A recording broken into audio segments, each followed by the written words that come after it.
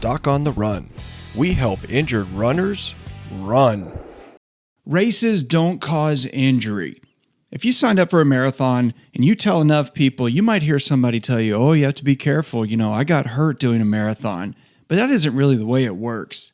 My brother-in-law told me an interesting story one time about a guy, I think he knew him actually, but this guy had been training for a marathon. He thought he had shin splints. He was running, he was doing his marathon, and then he actually had video of himself running down the finish chute, heading toward the finish line, and his tibia actually snapped in half.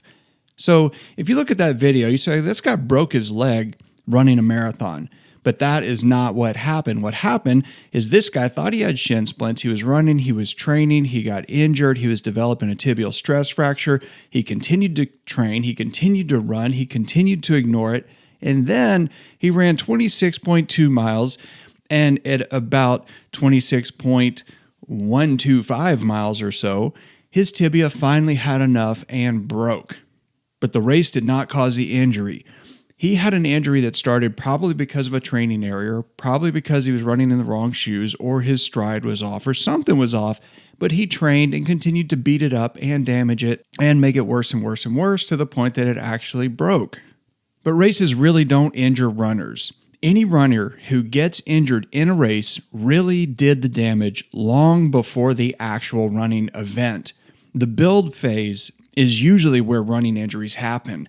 That's when you're ramping up. You build up some strength, you're getting stronger, your muscles and tendons are all really strong, your muscles are good, your aerobic fitness is good, but then the bones and the actual tendons and ligaments that support you, they're not building strength as quickly as the muscles. And so during that build phase, when you actually feel really strong and you think you're really strong, well, your muscles are strong and your aerobic fitness is strong, but your tendons and bones that can become injured in an overtraining injury, they're actually more prone to injury during that phase.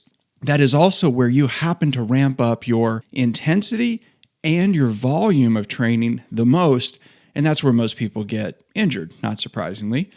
So what can you do about that? Well, the first thing is you can stick with the plan. The majority of the runners that I see who got injured have deviated from their plan in some way.